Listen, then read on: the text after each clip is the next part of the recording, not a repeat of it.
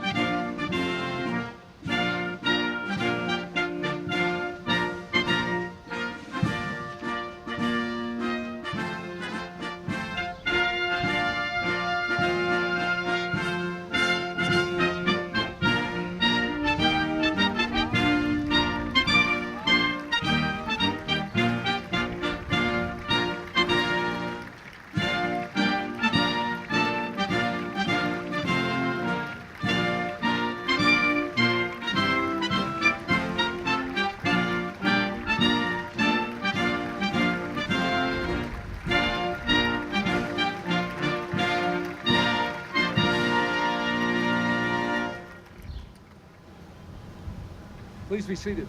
Thank you.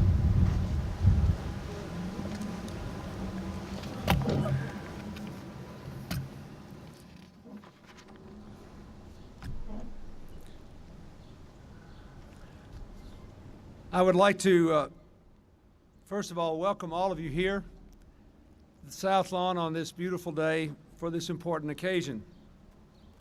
I thank the members of the Cabinet and the administration who are here. I thank the very large number of members of Congress who are here from both parties, the mayors and other public officials who supported this legislation. I want to thank our Special Envoy for the Americas, Buddy McKay, my point person on the Caribbean Basin Initiative, and our former and first Special Envoy to the Americas, Mac McLarty. I'd like to say a special word of appreciation to Senator Roth and Senator Moynihan, to Representative Rangel and Representative Archer, to Senator Lott and to Speaker Hastert, who supported this legislation, and to all the members who worked so hard to get this bill passed, including Representatives Crane, Jefferson, McDermott, Payne, Royce, and so many others who are here, too numerous to mention. I want to thank the members of the Diplomatic Corps who are here, who also supported this initiative. The votes in the House and the Senate for the Trade and Development Act of 2000, what is commonly known as Africa CBI, were bipartisan and overwhelming because they reflect the judgment that the results of this legislation will be good for the United States, good for Africa, good for Central America and the Caribbean. This day has been a long time coming, but it is here. It is clear that by breaking down barriers to trade, building new opportunities, and raising prosperity, we can lift lives in every country and on every continent. Nowhere is that more apparent than here in the United States, where our exports and our open markets have given us the longest expansion in our history with low inflation. This bill reaffirms that position, and I hope it will be reaffirmed again next week when Congress votes on permanent normal trade relations with China. Congress will have another opportunity in considering the Trade Preference Act for the Balkans, another poor region of the country, the world that is important to our future. Today, I want to focus, though, on the areas that are affected by this legislation. On the Caribbean Basin and Africa. Sub-Saharan Africa is home to more than 700 million people. one of our biggest potential trade partners. I say potential because American exports now account for only 6% of the African market. This bill will surely change that as it expands Africa's access to our markets and improves the ability of African nations to ease poverty, increase growth, and heal the problems of their people.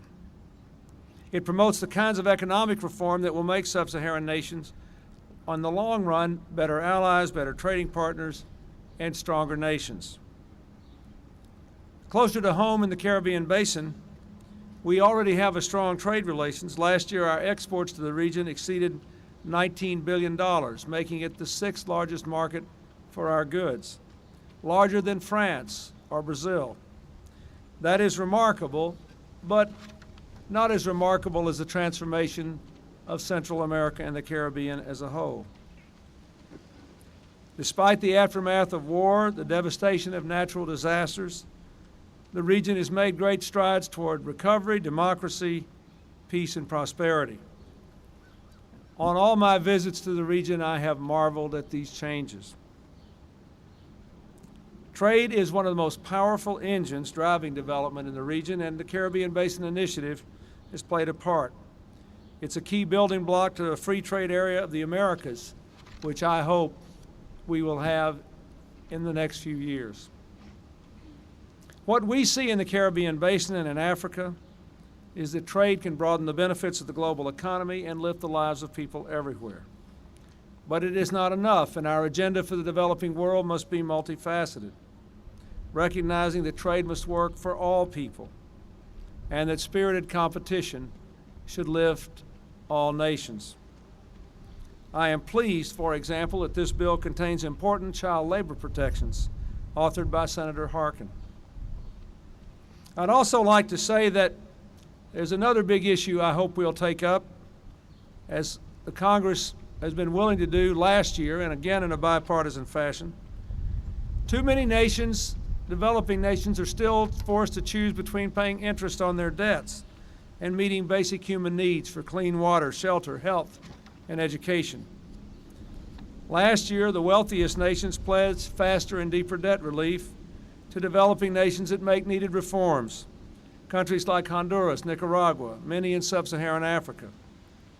In September, I pledged to go even further and make it possible to forgive all the debt of the poorest countries that the poorest countries owe to the United States. And I am pleased that since then,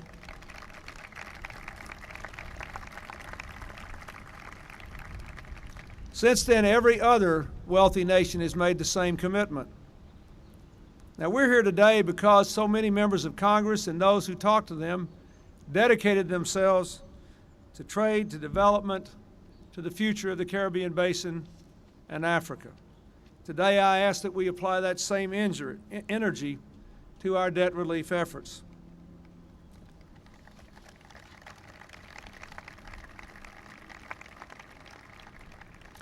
I would also just like to take a few moments to remind you of what we all know, which is that there are enormous health challenges in the developing nations which threaten their prosperity, their future, and could threaten their democracy. We know the massive and human economic cost the AIDS epidemic exacts in Africa, where every day 5,500 people die. Last week, I took executive action building on the work of Senator Feinstein to make AIDS-related drugs more affordable there. I've asked the Congress to enact tax incentives to speed the development and delivery of vaccines for AIDS, malaria, and tuberculosis, and to contribute to a global fund for the purchase of such vaccines so that they will go where they're most needed. And I hope, again, we will have a strong bipartisan level of support for this.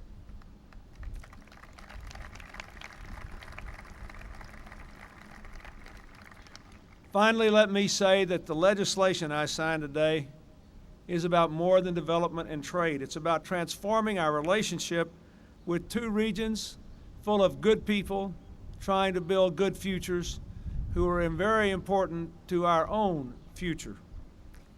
During the Cold War, to many Americans, Central America was a battleground and Africa was a backwater.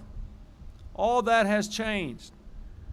We have worked hard the last few years to build genuine partnerships with both regions based on not what we can do for them, not what we can do about them, but on what we can do with them to build democracy together.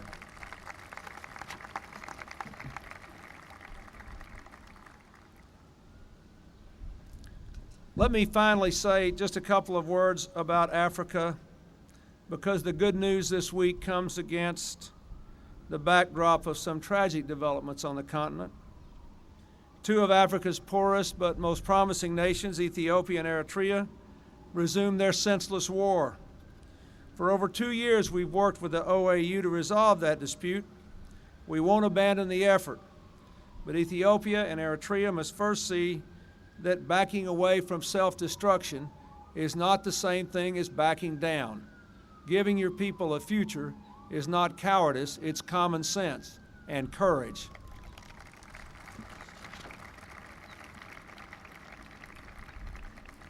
We are also working with our African partners to support the people of Sierra Leone and the UN forces there.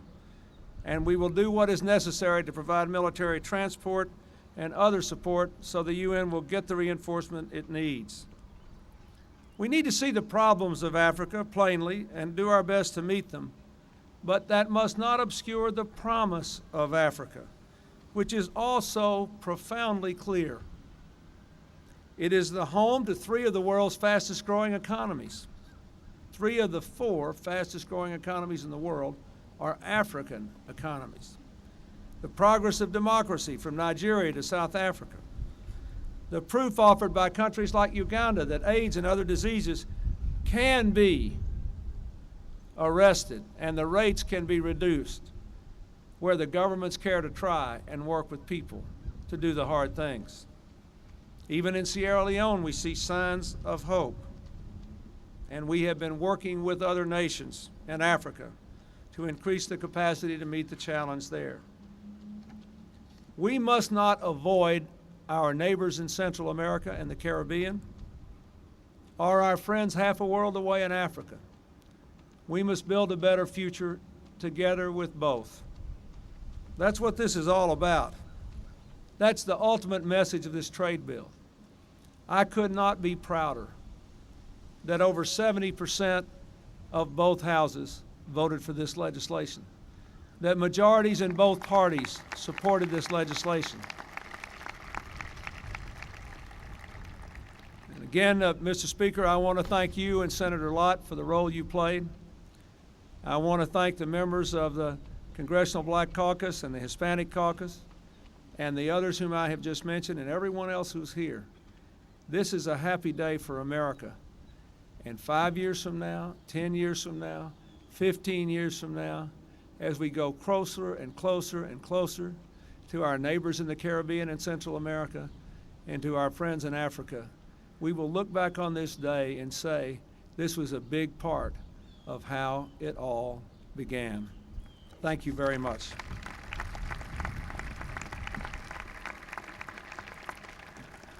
And now I'd like to call up here a gentleman who worked very, very hard for this day, the minority leader of the Democrats on the House Ways and Means Committee, Mr. Charles Rangel from New York.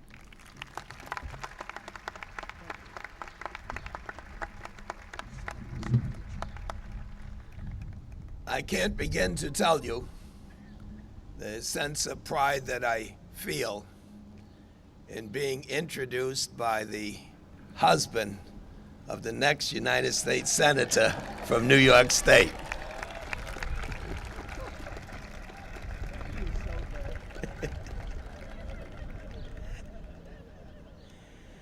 I truly wish that this stage was big enough so that all of the people that played any role at all in making this possible could feel the sense of pride in knowing that they have moved America closer to being all that she can be.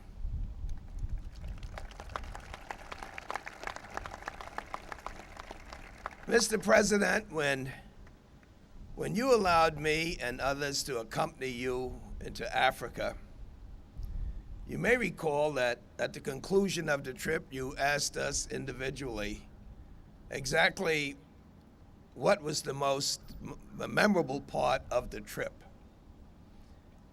And as you asked the question, I could remember seeing in every country that we went these beautiful black and brown faces smiling and waving the American flags.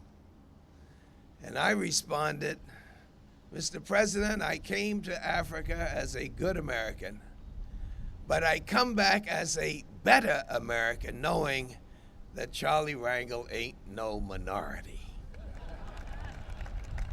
You know, as a kid on Lenox Avenue, I had no idea what the heavy weight of minority was, because I had far more self-esteem than I needed. But just the word minority just doesn't sound right. And this is especially so when you see what the complexions are of so many beautiful people in this beautiful world that God created for all of us. And so, even though we members of the Congressional Black Caucus could not identify or even create a hometown in Africa to send a care package to, right now we know that that continent belongs to us, and I hope that the Congressional Black Caucus members, my brothers and sisters, would stand because they preceded our trips there. Thank you.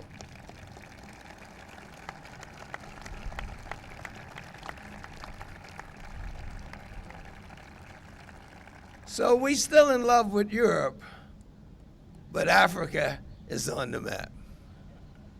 These ideas just don't come to one legislator, and staff play such an important role. But if Jim McDermott would stand, Congressman Payne from Newark, Ed Roth from the Payne, our subcommittee chairman, Ed Royce from the Foreign International Relations Committee, Bill Jefferson.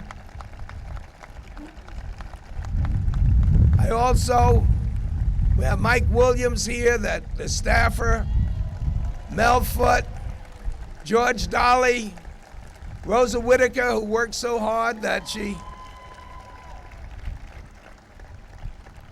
and of course, we knew that you couldn't do these things. Minorities are terrific people, but you got to work with the majority here. And it was Newt Gingrich, who was the first witness to testify in front of the Ways and Means Committee. He started it, and we couldn't have done it without our Speaker, Speaker Hastert, who ended it and brought it here to us. The chairman of the Ways and Means Committee. I didn't understand when he said 8 years ago he was colorblind. I thought he was putting me on, but the man does have a problem seeing colors, you see, and so he worked that out with us on the bill. And of course, we're going to miss our distinguished senator from New York, Patrick Moynihan, who really increased the intellectual level of that other body. Thank you for all you've done. And of course, Chairman Roth, who played such an important role on the Senate side, and Charlene Barshefsky, who led us through this. I also want to say that I have never felt more proud of any diplomats than I did with the African Diplomatic Corps. Would you stand?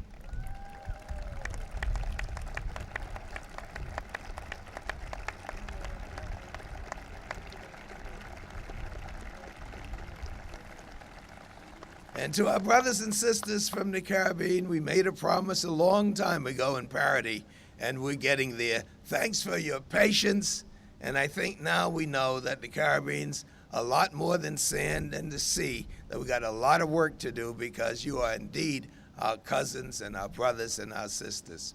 I would just like to say that for those of us that come from multiracial communities, This bill means so much because our young people can identify now with all parts of the world. There was a time that we just so locked into Europe that people just thought they had to think like Europe. Now when we look and see what we're doing in Mexico, in Asia, and now in Africa, it means that we are growing new bonds, people coming together to exchange cultures and ideas, and of course to invest, to create factories, to create jobs, to improve the quality of life, and to become better human beings on God's earth. This is indeed a great honor for me to have been selected to represent so many, especially my team on the Ways and Means Committee.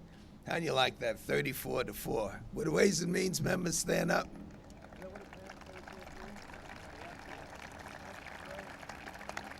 And you ain't seen nothing yet. We've just begun. Thank you, Sandy. Mr. President, you've led this country so well. You've opened up new doors. America can now become all that she can be.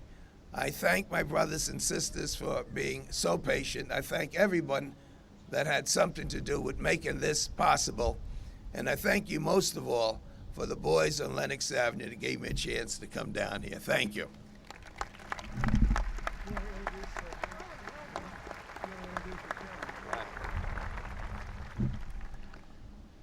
And now it is my pleasure to introduce to you a person that has served on the Ways and Means Committee as long as I have and has concluded that he has done his work and now he's going to be leaving the committee and leaving the Congress.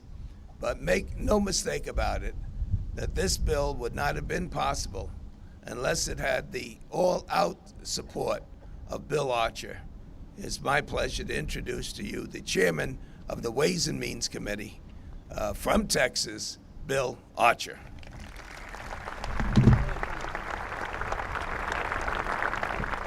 Charlie, thank you. Today has been, as the president said, a long, long time in coming. But it is here.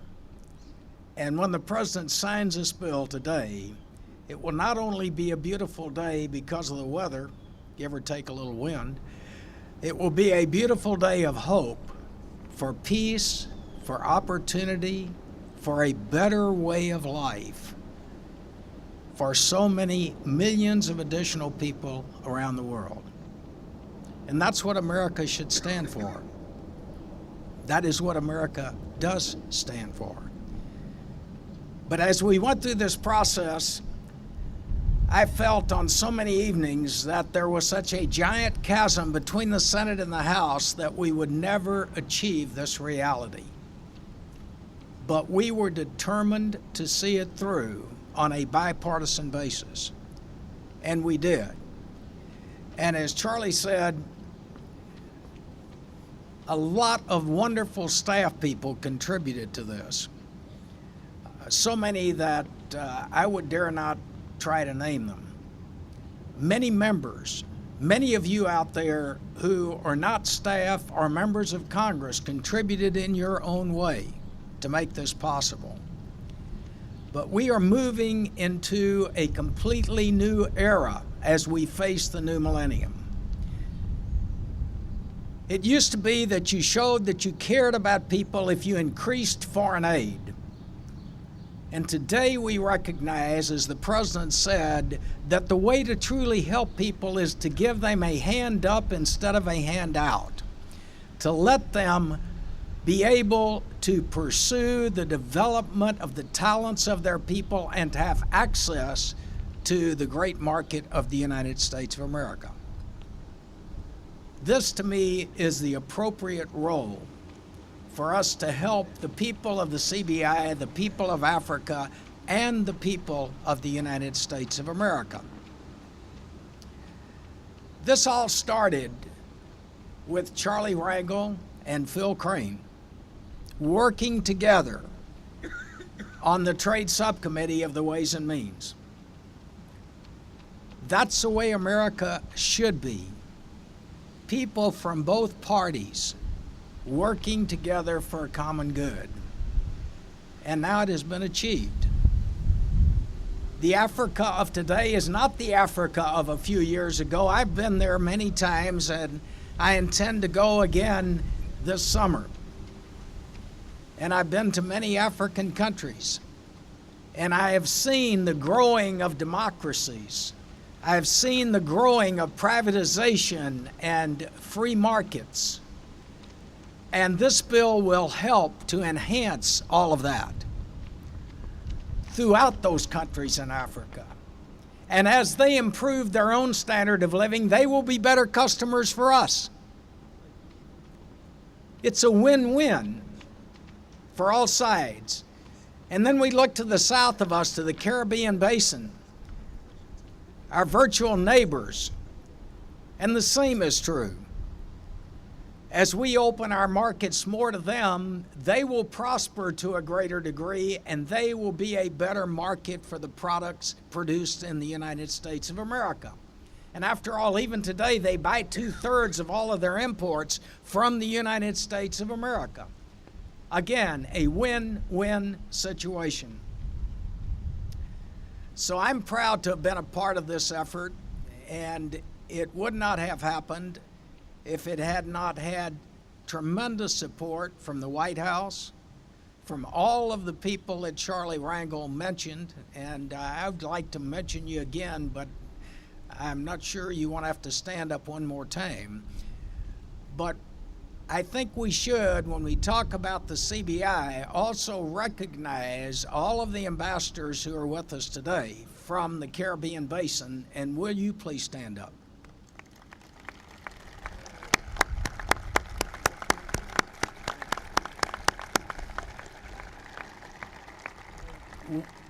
What we are about today is building bridges of trade between diverse peoples so that we can come closer and closer together in a world that works together. Thank you very much.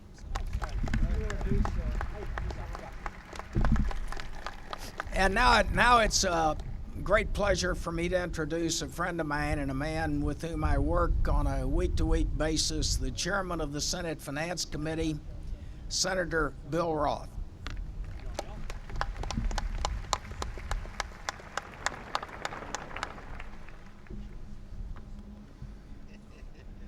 Well, thank you very much. You know, the passage of the Trade and Development Act of 2000 is a major milestone. It marks the beginning of a new partnership between the United States and its trading partners in Africa, Central America, and the Caribbean. This act represents a down payment on what I hope will be an enduring economic relationship with Africa, and a recommitment of our energy to economic opportunity in the Caribbean basin. The act also represents a win for our industry, for economic opportunity here at home. From the start, we have viewed this as a way of helping our friends in Africa and the Caribbean, and a way of empowering our textile industry to compete in world markets. And we have done that. The latest estimate by the current head of the leading U.S. Textile Manufacturer Association has indicated that the bill will mean billions of dollars of new sales and tens of thousands of jobs here in the United States.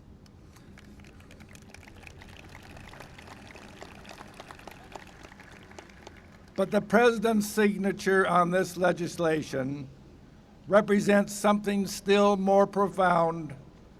This legislation helps reassert America's leadership in world trade. The act is the first trade bill passed by Congress in 6 years. Indeed, it is the first trade measure passed without the benefit of fast track in well over a decade.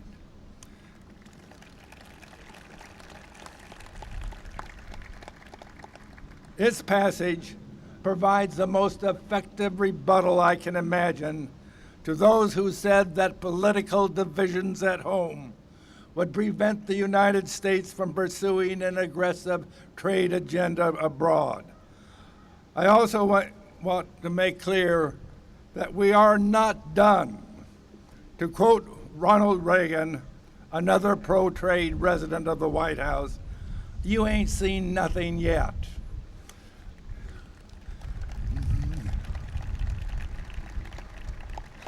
The support for this bill proves what we can accomplish for the American farmer, the American worker, and American industry with a bipartisan approach to what is, after all, a trade policy designed to help all Americans. And the same spirit animated the Senate Finance Committee, which I chair, and the Ways and Means Committee to vote yesterday in overwhelming numbers for passage of permanent normal trade relations with China.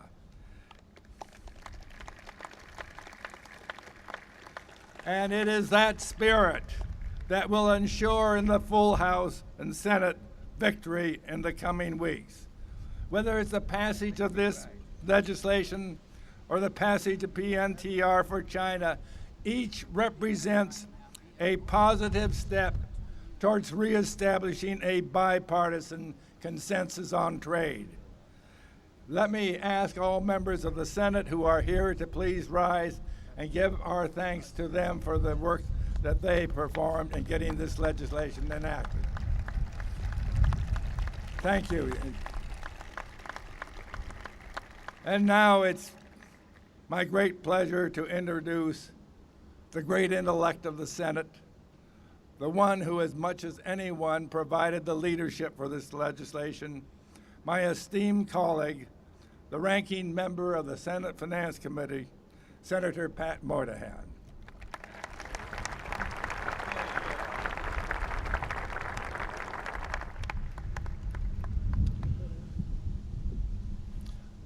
I will simply extend the remarks of our revered chairman very briefly. It was no accident that this legislation passed by such an enormous vote, 77 to 19 in the Senate. The first trade legislation in 6 years since the Uruguay round was agreed to. It was meant to be a precursor of the vote on permanent, normal trade relations with China. Yesterday, the Finance Committee voted 19 to 1 to report out that bill. Mr. Speaker, your turn comes next. Just one parting note. It's easy to forget with the time involved that at the end of World War II, when we created the institutions we hoped would bring peace to the world after the hideous wars of that century, China was a principal member of the groups that put together the UN Charter, the provision of the World Bank, the International Monetary Fund, and what was to be the International Trade Organization. When that didn't happen, China became a member of the GATT, the General Agreements on Tariffs and Trade, which has now been succeeded by the World Trade Organization. She remained a member of the GATT until 1950, by which time I assume Mao realized they were members. But if we go back, next week, we will just be doing what we did a half century ago, and to such great goodness, things for the world, not least our part of it. And when that day comes, no one will have worked harder and more successfully than Ambassador Barshevsky, who will now close our program. And I won't repeat our deepest appreciation on behalf of the administration, but I do want to say that none of this would have been possible without the personal vision and the energy and the commitment and the creativity of the President of the United States, Bill Clinton.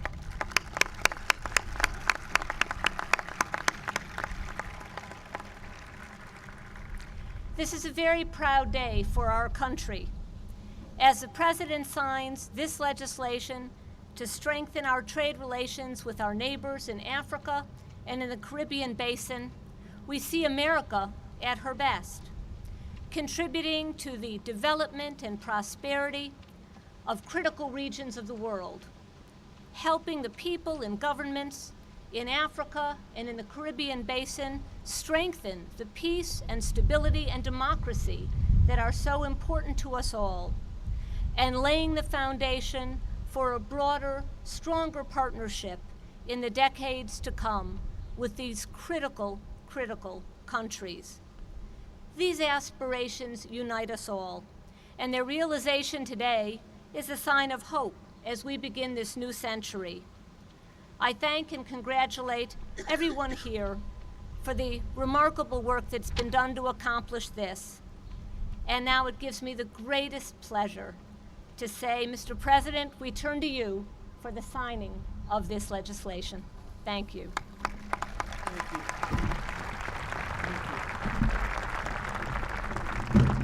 I would like to invite all the members of Congress who are here to please come up and join us on the stage for the signing, along with Ambassador McKay, wherever he is. Come on up here.